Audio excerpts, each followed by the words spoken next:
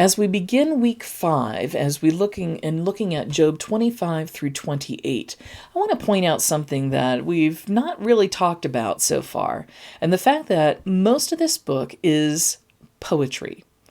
A lot of eloquent poetry is found in this particular book, and Job expresses himself very eloquently in a lot of ways.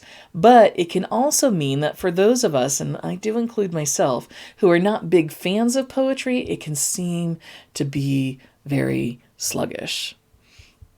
As if the fact that it's in poetry wasn't bad enough, it's not English poetry. Yes, the words are in English in the translations that we're reading, but we have to understand that English poetry that a lot of times relies on rhyme, or at the very least, some sort of meter, some sort of skill or cadence, if you will.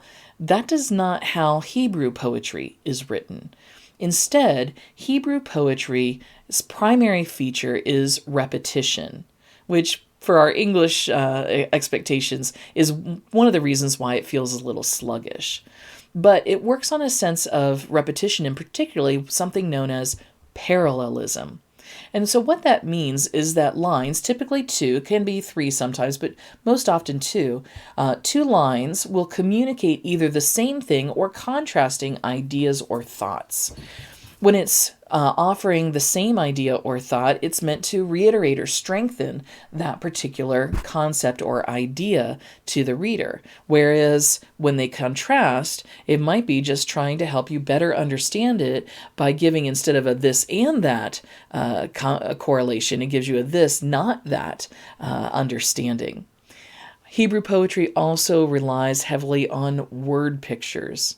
Now, all of this can be very confusing or very foreign to those of us who don't speak Hebrew and didn't grow up with that example.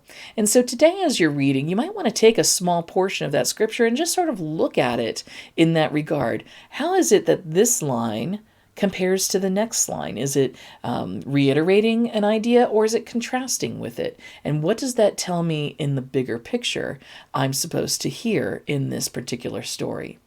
Well, Job 28 also offers for us a wonderful hymn about wisdom. And so as you read into that chapter, think too about who or what is the source and nature of true wisdom, and who we should turn to for that wisdom in our lives.